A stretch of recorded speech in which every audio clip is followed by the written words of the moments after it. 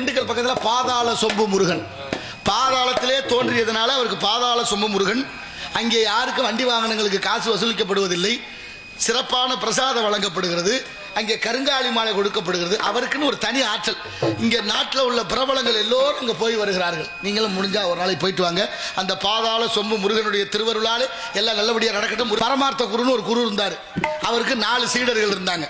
அந்த குருநாதரை எப்போதும் இப்படி கூட்டிட்டு போறது, எந்த ஊருக்கு போனாலும் பின்னாலே போறது வர்றது. ஒரு நாள் குதிரையை வாங்கும்னு யோசிச்சாங்க. குதிரை ரொம்ப வேகமா ஓடும். சரி, குருநாதர் வேற வயசானவர், ஒரு கழுதையை வாங்கிக்குவோம், கழுதையில ஏத்திக்கிட்டு போவோம்னு கழுதை மேல ஏத்தி கூட்டிட்டு போனாங்க. சரி, பரமார்த்த குரு தலையில ஒரு தலப்பா கட்டுறது வழக்கம் இருந்திருக்கு.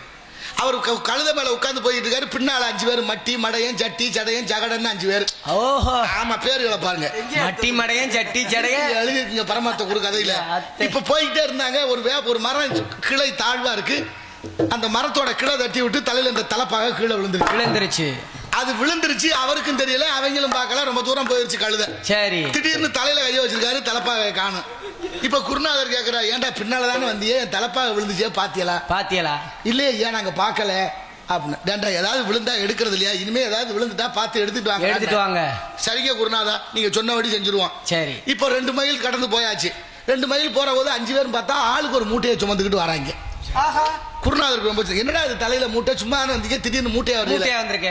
ஆமா, நீங்க தானே சொன்னீங்க எது விழுந்தாலும் எடுக்க சொன்னீங்க. ஆமா, அதுக்கு கழுத சாணம் போட்டுச்சு, எல்லாத்தையும் அள்ளி புறக்கி கட்டிக்கிட்டு வரோம்னாங்க. உங்களை மாதிரி ஆளுகளை வச்சு நான் என்னடா பண்றது? இதெல்லாம் பழக்கமா? இனிமே எது விழுந்தாலும் எடுக்கப்படாது. இனிமே எது விழுந்தாலும் எடுக்கப்படாது. குருநாதா, நீங்க சொன்னா அதை மீறுவோமா?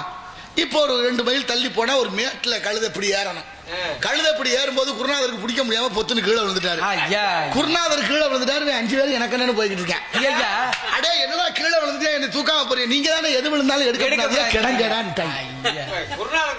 அறிவு கொடுக்கணுமா இல்லையா? இப்படி இருந்தா எப்படியா நடக்கிறது கதை? இந்த கொடுமையை எங்கேயோ சொல்றது.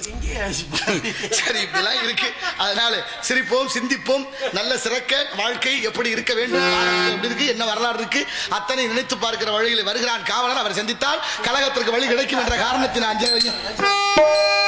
சுந்தரம் நிறைந்ததும் சிறந்த எந்த உலகெங்கே ஏன் வந்தார்?